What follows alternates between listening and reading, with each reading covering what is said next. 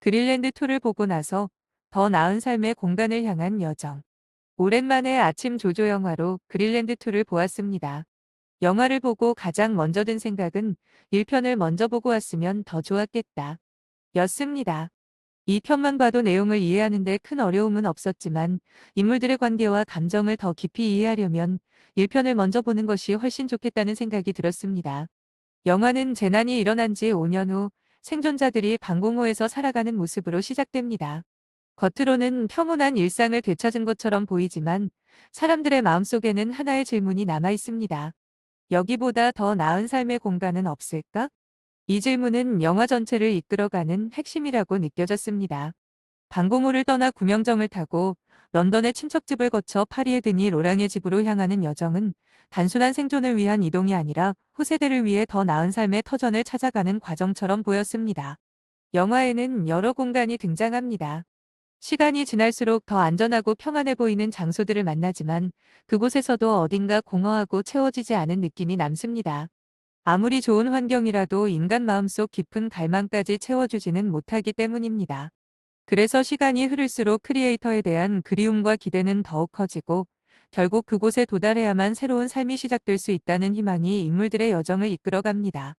영화에서 인상 깊었던 또 하나는 드니 로랑의 딸이 존의 가족과 함께 크리에이터를 향해 떠나는 장면입니다. 제게는 이 장면이 단순히 한 사람을 구하는 이야기가 아니라 새로운 세대로 생명이 이어지는 과정을 상징하는 것처럼 느껴졌습니다.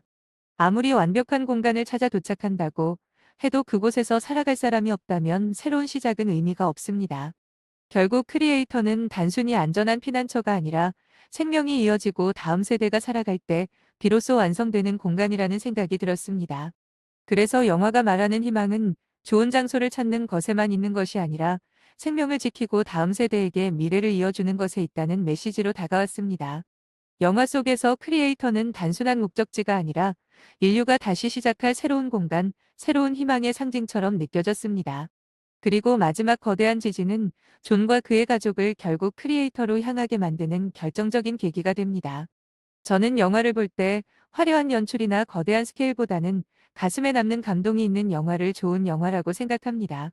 그런 점에서 감동은 조금 아쉬웠지만 영화가 던지는 질문은 오래도록 마음에 남았습니다. 특히 인상 깊었던 것은 영화 속에 등장하는 별자리였습니다. 문득 이런 생각이 들었습니다. 인간이 우주의 질서를 더 잘 이해했다면 이런 재앙을 피할 수 있지 않았을까?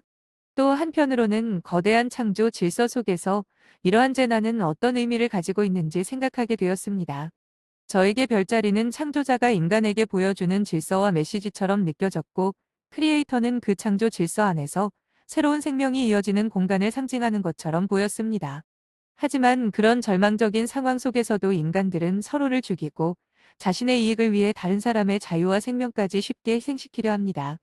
죽음이 눈앞에 다가온 순간에도 인간의 욕망은 쉽게 사라지지 않는다는 점이 씁쓸하게 다가왔습니다. 결국 그린랜드2는 단순한 재난 영화가 아니라 인간은 어디를 향해 살아가야 하는가, 더 나은 삶의 공간은 어디에 있는가, 생명을 어떻게 이어가야 하는가, 그리고 창조 질서 속에서 인간은 어떤 존재인가를 생각하게 만드는 영화였습니다. 영화를 다 보고 극장을 나서면서 저 역시 한 가지 질문을 마음속에 품게 되었습니다. 우리가 평생 찾아야 할 크리에이터는 과연 어떤 공간일까? 그것은 단순한 장소가 아니라 생명이 이어지고 다음 세대가 살아가며 창조 질서가 회복되는 삶의 터전을 의미하는 것은 아닐까? 이런 질문을 남겨준 것만으로도 그린랜드2는 제게 오래 기억될 영화가 될 것 같습니다.